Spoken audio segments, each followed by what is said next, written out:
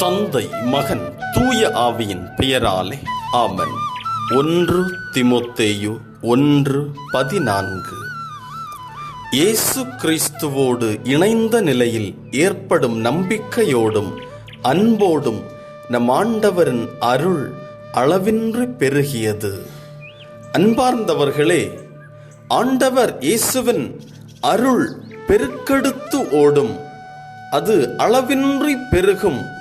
ஆண்டவரோடு இணைந்த நிலையில் ஒருவர் இருக்கின்ற பொழுது, ஆண்டவரோடு இணைந்த நிலையில் ஒருவர் இருக்கின்ற பொழுது அவரின் நம்பிக்கை முதலாவதாக அதிகமாகிறது. நம்பிக்கை ஆண்டவர் மீது அதிகமாக இருக்கின்ற பொழுது ஆண்டவரின் அருள் அதனை தொடர்ந்து வருகிறது. வாழ்வு ஆசீர்வாதமானதாக மாறுகிறது. வாழ்வு சாதாரண நிலையிலிருந்து உயர்ந்த ஒரு கட்டத்தை அடைகிறது.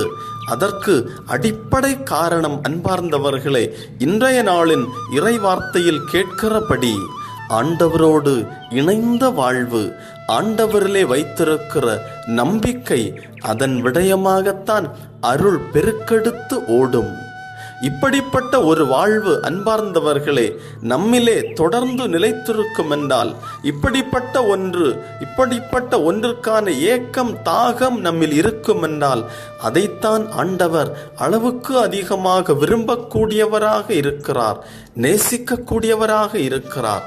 ஆண்டவரோடு நெருக்கமாக இணைந்திருக்க வேண்டும் என்று விரும்புகிறவர்களை ஆண்டவர் இன்னும் அதிகமாய் நேசிக்கிறார். அவர்களுக்கு தன்னுடைய திட்டத்தை வெளிப்படுத்துகிறார். ஆசீர்வாதமானவைகளை அவர்களுக்கு முன்பாக வைக்கிறார். அவைகளை அவர்கள் அனுபவிக்க வேண்டும் என்று அவர்களுக்கு அந்த வாய்ப்பினை கொடுக்கிறார். நம் வாழ்வை அர்ப்பணிப்போம். ஜெபம். ஆண்டவரே, என்னை உமக்கு அர்ப்பணிக்கிறேன். நீர் எனக்கு உம்மீது நம்பிக்கையை அதிகமாக கட்டுவதற்கென்று அளவுக்கு அதிகமான வாய்ப்புகளை தருகிறீர்.